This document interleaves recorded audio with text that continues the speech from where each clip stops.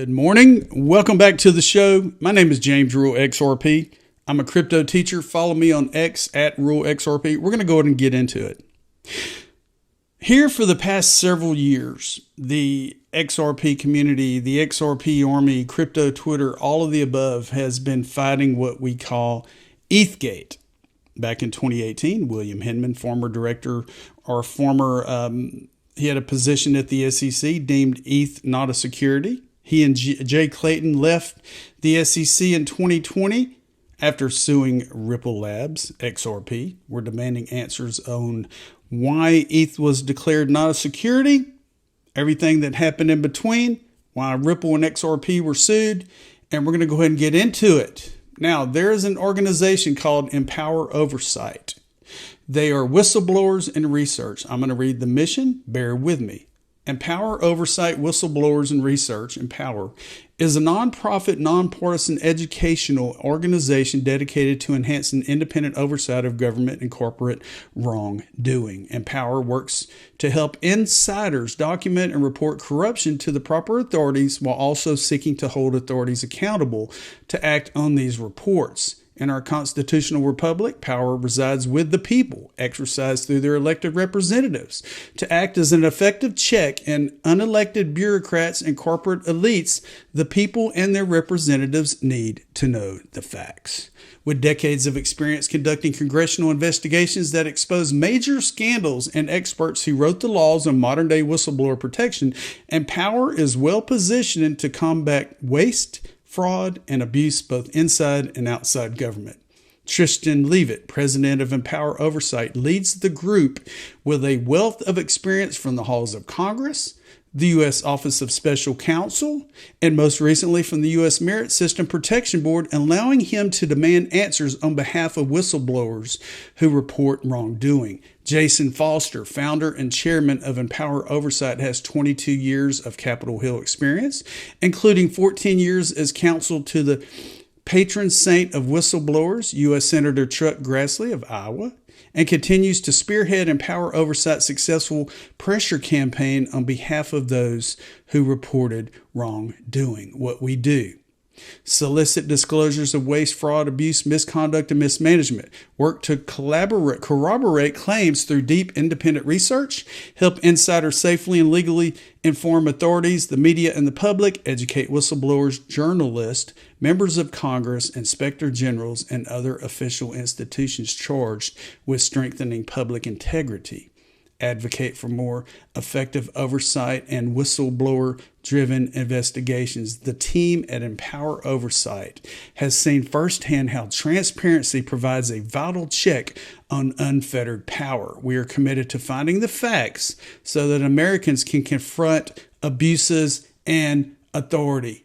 We're fighting with the SEC. Jason Foster is the founder of Empower Oversight. Hats off to Jason Foster. Hats off to fighting for this ETHgate. And we're going to go ahead and get into it. This morning, Tristan Leavitt sent me a message on Twitter. He is the president of Empower Oversight, at Tristan Leavitt. I fight for integrity and government transparency, accountability, and whistleblower protection. Leavitt for West Virginia has my West Virginia tweets. Let's go ahead and look at this.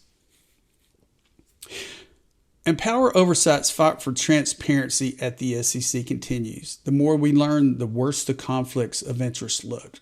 This just came out March the 14th.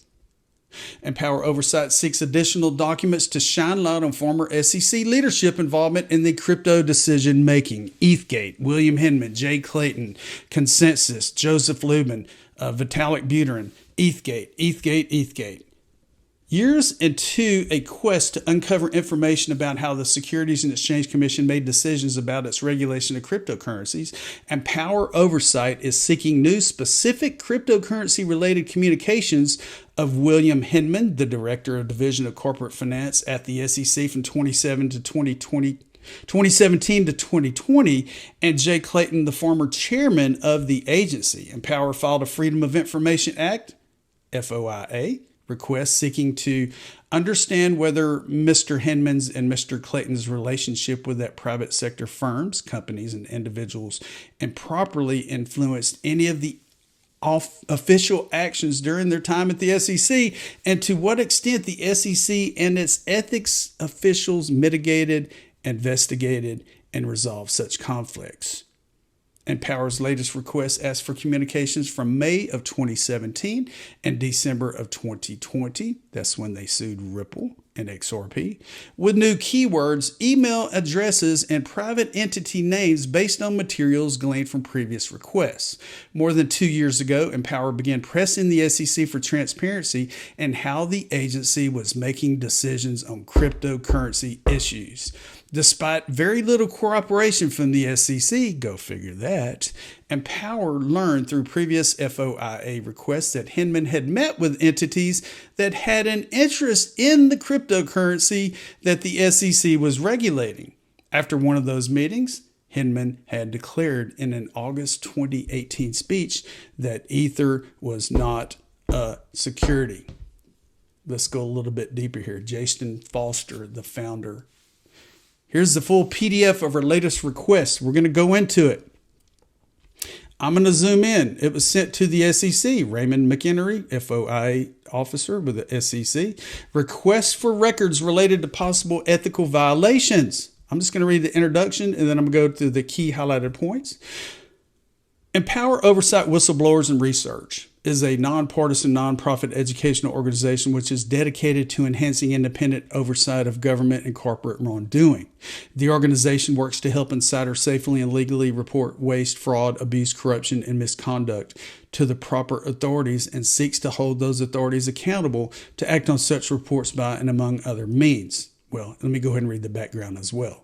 Through a series of Freedom of Information Act requests to the Securities and Exchange Commission, Empower Oversight has established that William Hinman, who worked as the Director of Division of Corporate Finance at the SEC from 2017 through December of 2020, participated in matters in which he had a conflict of interest. Specifically, he declared in a speech that Ethereum, was not a security after meeting with entities that had an interest in the cryptocurrency. One entity with an interest in Ether was the law firm Simpson Thacher, where Mr. Hinman had been a partner before joining the SEC.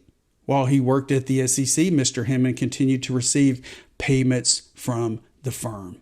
Empower Oversight has also established that while at the SEC, Mr. Hinman met with Simpson Thacher attorney Chris Lynn, despite being instructed by the SEC Ethics Office that because of his financial conflict, he should not meet with anyone from Simpson Thacher. At the time of the meeting, Mr. Lynn was representing a client, Canaan Incorporated, in a matter before the SEC. Mr. Lynn's representative of Canaan Incorporated was successful. About 3 months after Mr. Lynn's meeting with Mr. Hinman, Canaan, and I'm probably butchering that name, Inc. was listed on NASDAQ. Okay, here's the highlighted points. After leaving the SEC, Mr. Hinman, William Hinman, returned to Simpson Thacher. He also became an advisor at Andreessen Horowitz, which is a hedge fund that had arranged the meeting where parties interested in Ether had advocated to Mr. Hinman that the cryptocurrency was not a security. Additionally, there are potential concerns regarding former SEC Chairman Jay Clayton. During his tenure as chairman, Mr. Clayton publicly stated that Bitcoin is not a security and affirmed Mr. Hinman's statement that Ether is not a security. The value of both tokens rose significantly after Mr. Clayton's statement. At the end of Mr. Clayton's tenure as chairman, the SEC filed a suit against Ripple Labs, Inc., Ripple, alleging that its XRP cryptocurrency was a security and the company's offering and sales of XRP had been in violation of federal securities laws. After leaving the SEC, Mr. Clayton reportedly joined cryptocurrency hedge fund One River Asset Manager that focuses exclusively on Bitcoin and Ether, but not XRP. Go figure that. That's what we've been fighting for the past 4 years. I said 3 years. It's been 4 years. July of last year, we finally got clarity on XRP. XRP is not a security. But what are the damages to holders of XRP for the past 4 years? How much have we lost in these markets because they put Bitcoin and Ethereum up on a pedestal and deemed XRP security? What are the damages? How many billions of dollars has been lost in this market through the last several bull runs because of what William Hinman, Jay Clayton, and the SEC has done? What are the damages? My hat's off to Jason Foster, Tristan Leavitt. Most likely I'm going to be interviewing Tristan Leavitt next week. I hope so. I'm really curious to ask him more questions about this, get a little bit more feedback on what they're doing and what kind of responses they're getting from our government. So I thought I'd get this out there. It's very important. They sent it to me. I wanted to send it to the public. You're watching the James Rural Crypto Show. Please subscribe. I'm a crypto teacher and educator. Have a wonderful day, and we'll see you soon. James Rural XRP is out of here. I told you so.